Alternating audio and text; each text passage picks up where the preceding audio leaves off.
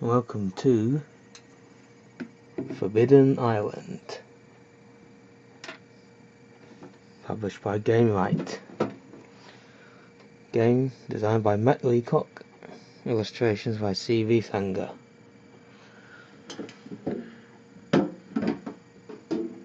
This is a 2 to 4 player cooperative game where you must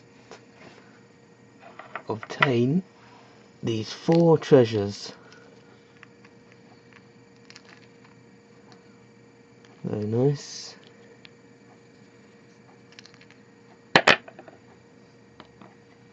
And once you've obtained all 4 treasures, you must go to the Fool's Landing and escape by helicopter. So, you have a randomly selected roll. Each player takes 1 roll.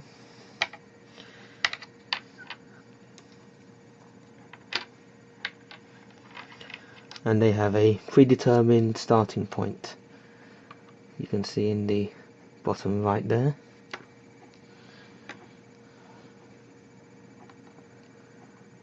And this is the basic tile layout, which is the same for all your games. And each tile is randomly placed. So the premise is the island is sinking. And these cards will represent which tiles will start sinking.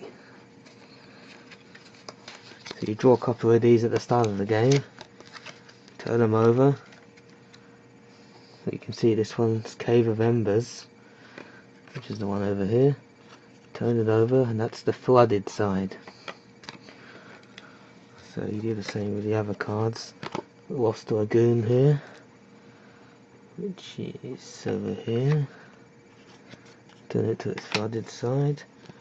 Do the same with the others. Watchtower.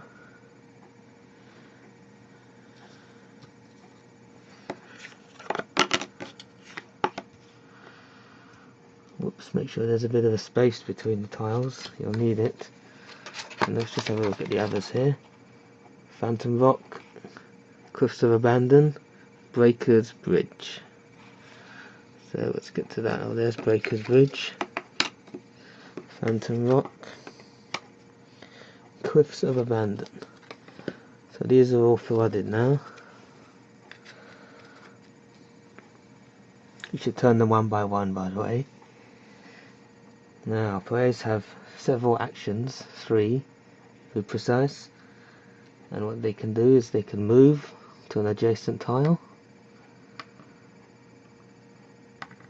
like so. They can move twice, 2 actions for example. They can shore up an adjacent tile, which is to turn the flooded side back to its unflooded side.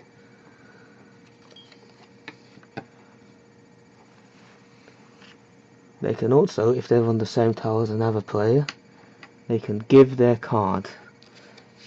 Now these treasure cards, you do out 2 to each player at the beginning.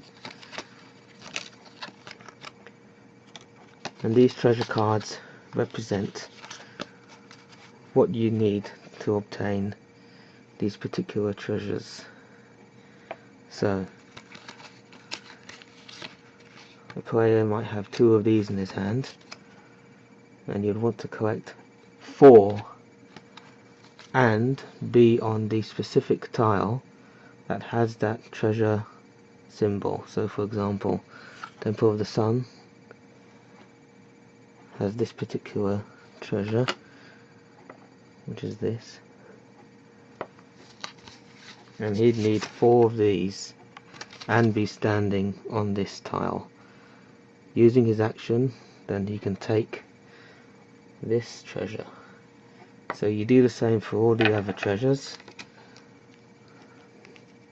You need 4 cards for this, 4 cards for this, 4 cards with that particular symbol. So you move around, you can trade cards, once you've taken your actions,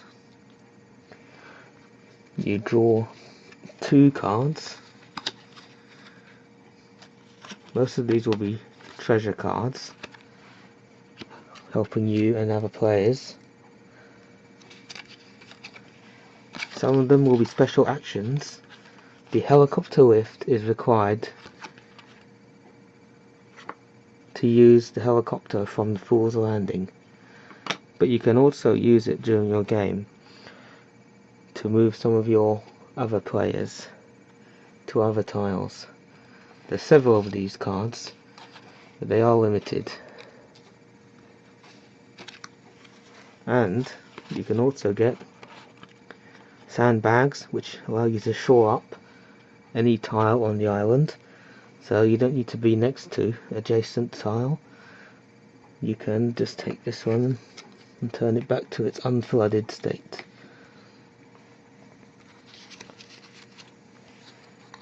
Now here's the interesting bit, the Waters Rise card. Once you have the Waters Rise card, by the way, you turn these over one by one. You need to move this marker up. I can get to it, and there's the marker. Move it up by 1. You can still see it's on the 2 level. Then you shuffle the flood discard pile, which was this one I had used at the start of the game. So give it a good old shuffle.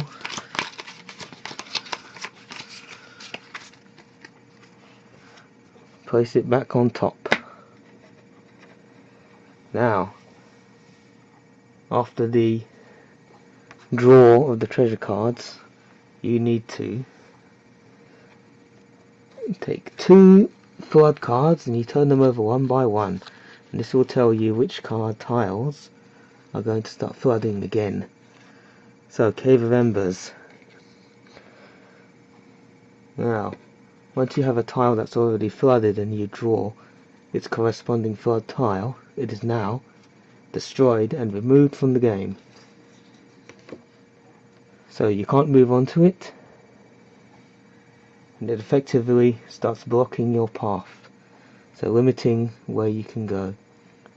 If you had a character, your player was on there when it was destroyed, your player would have to move to an adjacent tile, in this case either there or there. The unlikely, hopefully unlikely event that these tiles were also destroyed,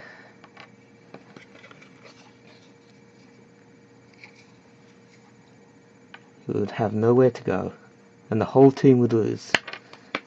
You definitely don't want that to happen.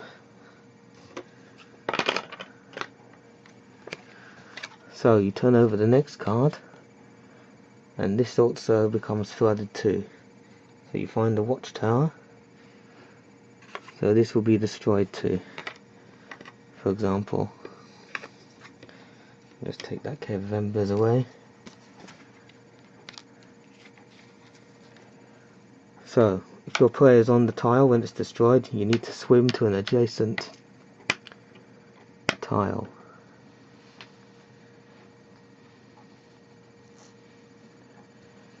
Now I drew 2 because the water level was marked at 2.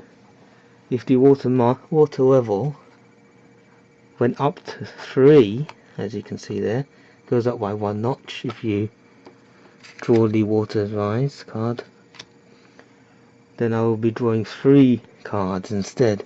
So I would be drawing a 3rd one, for example. And that's how the flooding system works.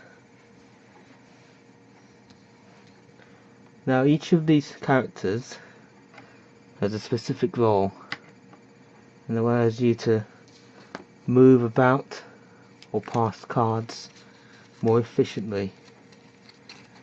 And I'll just show you what the roles are. So you've got the Explorer here. I'll just focus in on that. So the Explorer allows you to move or shore up diagonally. and it also allows you to swim diagonally too. The Engineer allows you to shore up 2 tiles for 1 action. It's quite efficient. The Navigator allows you to move another player to 2 adjacent tiles for 1 action. So that basically you moving another player up to 2 adjacent tiles. So the Pilot, very maneuverable, once per turn, may fly to any tile on the island for 1 action. And also, when it swims, you can move to any other tile. That's very useful for escaping getting caught by a flood.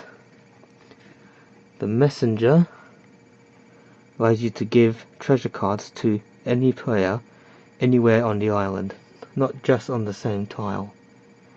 And that's for 1 action. Lastly, Diver. You probably guessed is good at swimming. The Diver can move through 1 or more adjacent flooded or missing tiles, that's the ones that have been destroyed, for 1 action. So if a lot of the board has been destroyed, then the Diver is very useful for moving about.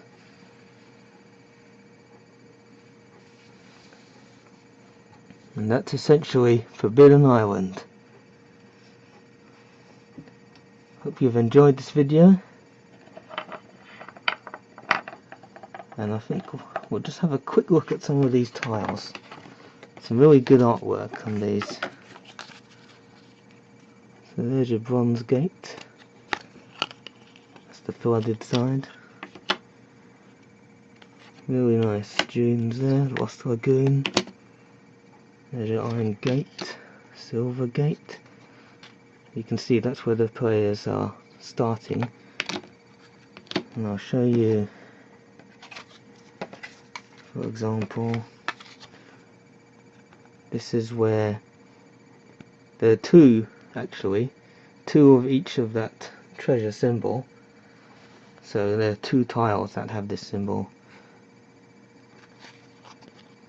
And the same goes for this treasure here, and this one, and this one too. So it gives you a bit of a chance in case one of them gets destroyed. And if this marker goes up to the skull, you've lost. You probably guessed. If you can't pick up these treasures because the corresponding island tiles have been destroyed, then you've lost too. If you can't swim to an adjacent tile or any tile, depending on your movement ability, then you've lost as well. So that's Forbidden Island. Hope you enjoyed this video.